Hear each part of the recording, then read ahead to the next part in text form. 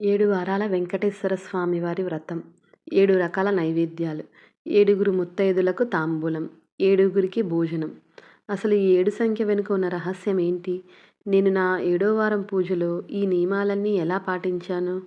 ఒక్క చిన్న పొరపాటు కూడా జరగకుండా చాలా జాగ్రత్త పడి స్వామివారి పూజ చాలా చక్కగా చేసుకున్నాను. ఈరోజు నా 7వ వారం ఉద్యాపన చూస్తే మీ మనసు నిండిపోవడమే కాదు, మీకు కూడా చేసుకోవాలన్న కోరిక కలుగుతుందండి. ఎక్కడా కూడా స్కిప్ చేయకుండా వీడియో ఫుల్ వరకు చూసేయండి.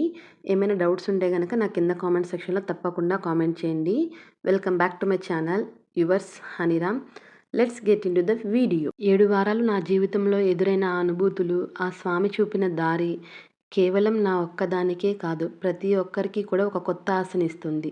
7 వారాల క్రితం మనసులో ఎన్నో భారాలతో, కన్నీళ్లతో ఈ వ్రతం మొదలుపెట్టాను. కానీ ఈరోజు ఆ భారం పోయి ఒక తెలియని ధైర్యం వచ్చింది. చక్కగా ఇల్లు శుభ్రం చేసుకొని స్వామి కోసం ముగ్గులు వేస్తుంటే సాక్షాత్తు ఆ శ్రీనివాసుడే నా ఇంటికి వస్తున్నాడన్న భావన కలిగింది. చాలామందికి ఉండే మొదటి సందేహం, 7 రకాల ప్రసాదాలు వండాలా? అవును, ఈ ఉద్యాపన రోజున స్వామికి 7 సంఖ్య అంటే చాలా ఇష్టం.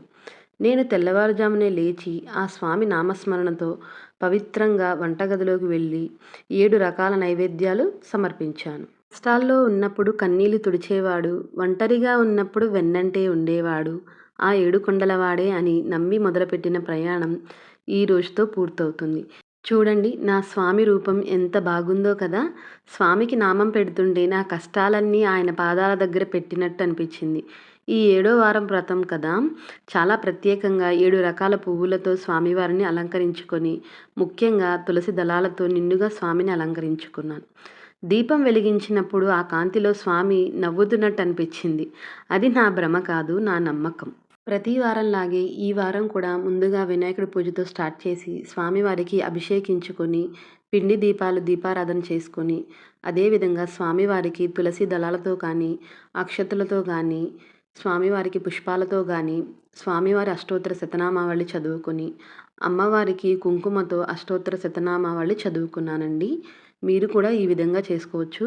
పూజ అంతా అయిపోయిన తర్వాత స్వామివారికి నైవేద్యం సమర్పించి హారతిచ్చి 7 శనివారాల వ్రతంలో కథలుంటాయి కదండి, ఆ కథలు కూడా విన్నానండి. సో ఈ విధంగా నేను ప్రతి వారం కూడా చేసుకుంటాను. ప్రతి వారం ఎటువంటి నియమాలు పాటించాలి, పిండి దీపాలు ఏ విధంగా చేసుకోవాలి అనేది నేను నా వీడియోలో లాంగ్ వీడియోస్ చేశానండి. ఎవరికైనా కావాలి అంటే కనుక కింద డిస్క్రిప్షన్లో ట్యాగ్ చేస్తాను, తప్పకుండా చూడండి.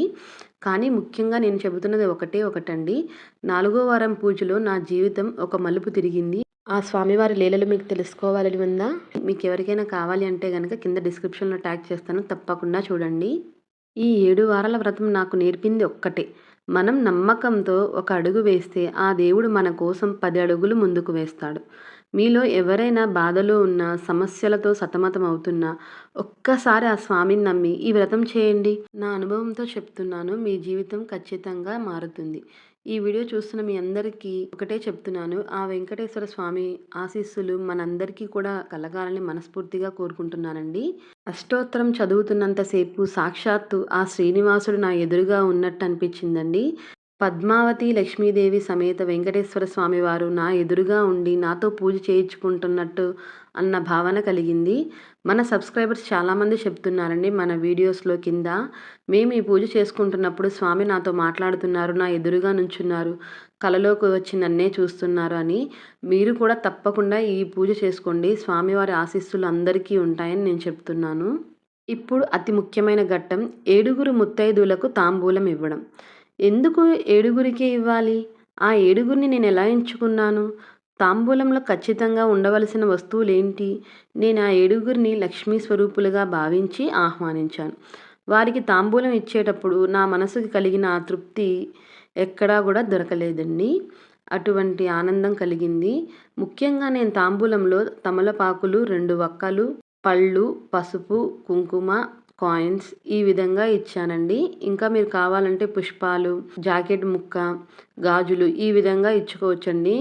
నేనైతే టెంపుల్ దగ్గరికి వెళ్ళి అక్కడ ముత్తైదులకి ఇచ్చాను. ఎందుకంటే మా ఇంటి దగ్గర 7 దొరకడం కొంచెం ఇబ్బందిగా ఉందండి. అందుకని టెంపుల్ దగ్గరికి వెళ్ళి చక్కగా టెంపుల్లో 7 ముత్తైదులకి ఇచ్చానండి. అదేవిధంగా చాలామందికి ఉన్న డౌట్స్ ఏంటంటే, 7 భోజనం పెట్టాలా? ప్రతి వారం కూడా ఒకరికి భోజనం పెట్టుకోవచ్చండి. కుదరలేని వాళ్ళు పంతులు గారికి స్వయం పాకం ఇవ్వచ్చు. వ్రతం చివరిలో 7గురికి భోజనం పెట్టడం అనేది ఒక గొప్ప భాగ్యం. అతిథి దేవో భవ అన్నారు కదా మన పెద్దలు. ఆ 7గురిలో ఏ రూపంలో స్వామి వచ్చి భోజనం చేస్తారో మనకు తెలీదు. అందుకే ఎంతో ప్రేమతో శుచిగా వడ్డించి, చక్కగా వారు తృప్తిగా తిని దీవిస్తుంటే 7 వారాల కష్టమంతా కూడా మర్చిపోయినట్టు అనిపిస్తుందండి. నా మొక్కు నెరవేరినట్టే ఆ క్షణం నాకనిపించింది. శనివారాలంటే శ్రీనివాసునికి ఎందుకు ఇష్టమో తెలుసా? శ్రీనివాసుడు వెంకటాద్రికి తరలి వచ్చిన రోజు శనివారం. ఓంకారం ప్రభవించిన రోజు శనివారం. శ్రీ స్వామివారు శ్రీనివాసుని అవతారంలో ఉద్భవించిన రోజు శనివారం. సకల జనులకు శనిపీడలు తొలగించే రోజు శనివారం. శ్రీ మహాలక్ష్మిని వక్షస్థలాన్ని నిలిపిన రోజు శనివారం. శ్రీనివాసుని భక్తి శ్రద్ధలతో ఎవరైతే పూజిస్తారో వారి జోలికి రానని శనీశ్వరుడు వాగ్దానం చేసిన రోజు శనివారం. పద్మావతి శ్రీనివాసుని కళ్యాణం జరిగిన రోజు శనివారం. శ్రీవారిని సకల ఆభరణాలతో అలంకరించే రోజు శనివారం. శ్రీ స్వామివారిని 7 కొండలపై మొదటగా భక్తులు గుర్తించిన రోజు శనివారం. స్వామివారికి ఇష్టమైన నైవేద్యాలన్నీ కూడా చక్కగా వండిపెట్టి భక్తితో సమర్పించాను. కర్పూర హారతి ఇస్తున్నప్పుడు ఆ ఘంటానాదం వింటుంటే ఇల్లు ఒక తిరుమల క్షేత్రంలా మారిపోయింది. నిజంగా నా 2 కళ్ళు కూడా సరిపోలేదండి. ఆ రోజు వచ్చిన ఆనందం అంతా ఇంత కాదు, మాటల్లో వర్ణింపలేనిది. నా కళ్ళు తెలియకుండానే చెమ్మగిల్లాయి. ఇది భయం కాదు, ఆ స్వామి వల్ల వచ్చిన ఆనంద బాష్పాలు.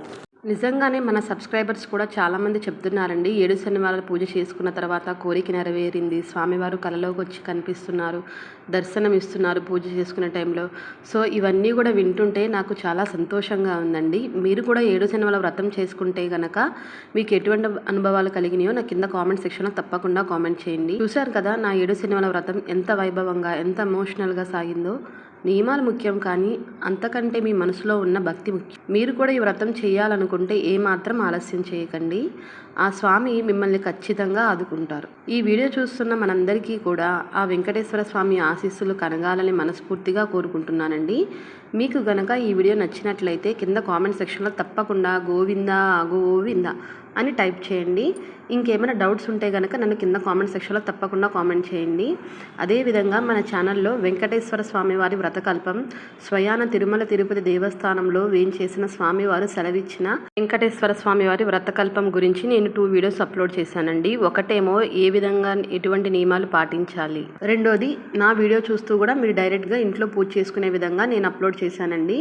ఆ డీటెయిల్స్ కూడా మన కింద డిస్క్రిప్షన్లో ట్యాగ్ చేస్తాను. ఎవరికైనా కావాలి అనుకుంటే కనుక తప్పకుండా క్లిక్ చేయండి. ఈ వీడియో మీకు నచ్చితే కనుక మీ ఫ్రెండ్స్ అండ్ ఫ్యామిలీ గ్రూప్లో తప్పకుండా షేర్ చేయండి. ఇటువంటి మరిన్ని పూజా వీడియోస్ కోసం, ఆధ్యాత్మిక విశేషాల కోసం మా ఛానల్ సబ్స్క్రైబ్ చేసుకోవడం మాత్రం మర్చిపోకండి. ఏమైనా తప్పుగా చెప్పుంటే కనుక క్షమించండి. Thank you for watching yours హనీరామ్.